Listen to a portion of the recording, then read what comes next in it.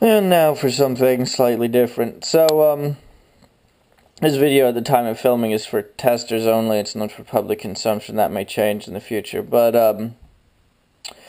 so now we're looking at barrel resonance. And, so if you're familiar with something resonating, there are nodes and there are antinodes. The nodes, there's actually, basically, if you imagine it resonating on one axis, there's zero vertical displacement.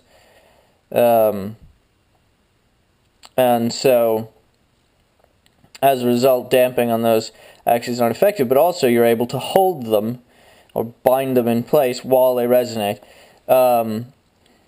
Whereas if you have something at the antinode, that is the point of maximum displacement, and so you'll have the most effective damping, and consequently you won't be able to clamp it and effectively see. So just to visually demonstrate this, your hands are actually reasonably good dampers.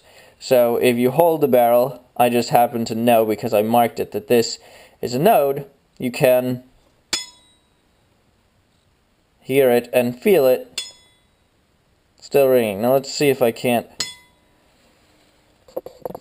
I would like to bring this up without shifting my hands and touch it to the camera so that it'll really be audible. Let me see if I unhook the camera, if I can do this.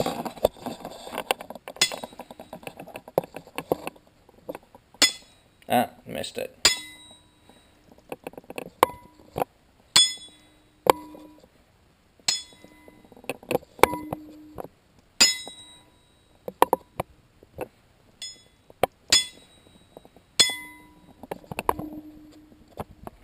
We'll see how that turns out. If I can feel it, presumably it will make a vibration which the camera mic can pick up, but it's hard to tell.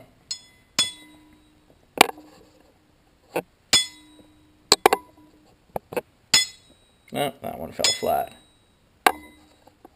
Okay, so there's that. Hopefully that was demonstrable. So what if we wanted to get rid of that now?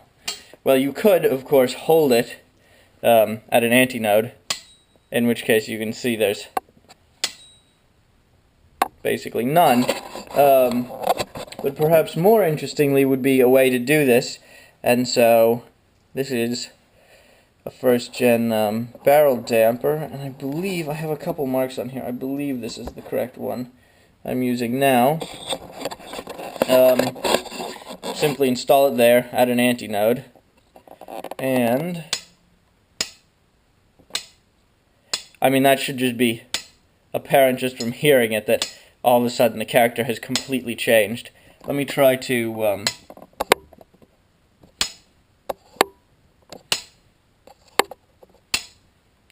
bring this up and touch it as quickly as I can to this thing. Same thing, so you can hear that it's not, hopefully, that it's not vibrating anything.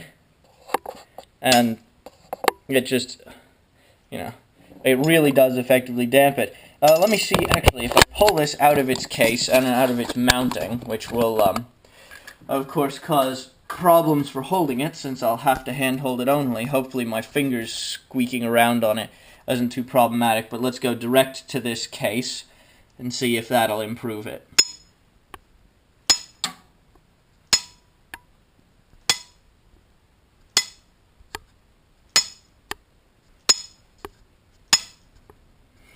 So you can see it's not, it's really not resonating the camera, or at least I hope that's noticeable. So now, let me just pull this barrel damper back off again.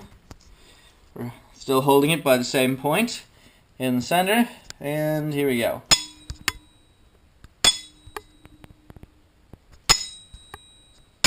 Ah, no, the problem is I keep hitting it with my hand as I do this. That should be a good one.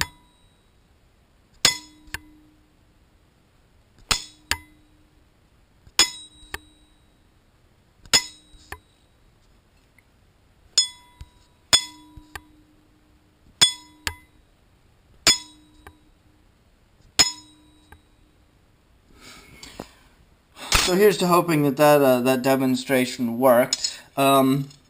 And yeah, that's the basic idea. A simple thing, easy to install. You can put it inside a suppressor. You can put it anywhere on your barrel. Right now, my biggest fear is that this resonance, while it's demonstrable in this way, that it won't be terribly demonstrable in terms of its effects on accuracy. It is... I know I'm going to get this question because people aren't going to read the description, aren't going to read the instruction or anything like that. This issue is not specific to AEGs or bolt actions or anything like that. This should be applicable to all. And attaching, it should be noted, attaching your barrel rigidly to your outer barrel, in fact, just increases the mass, which should reduce the frequency. It shouldn't actually preclude the resonance. Because there's nothing damping the way this damps. And yes, having a shape like this, there are several different variants of this. Some are already out to testers. But if you were to say make this solid, that is actually less effective than this shape. So we have actually trialed shapes to affect this. As far as how to install it, there are things, obviously, this is why this video is preliminary, this is a trial stage.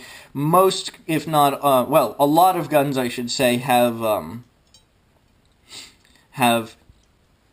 their barrels partially free-floating inside suppressors, and bolt actions, they're partially free-floating inside outer barrels, etc. And I'm thinking about trying to do one of these that will actually go on the outside of an AEG outer barrel, things like that. Again, the question is all how demonstrable is this effect, and it's my fear that it's not particularly demonstrable when you get into a BB performance sort of comparison.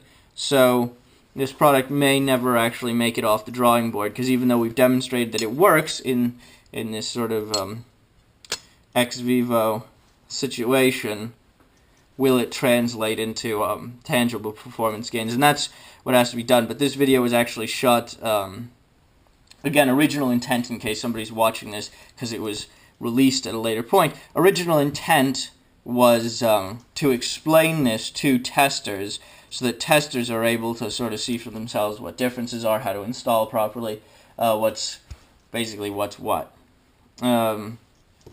I think that just about covers it. As always, questions down below.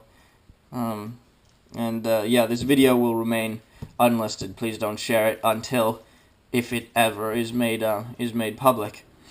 Thanks.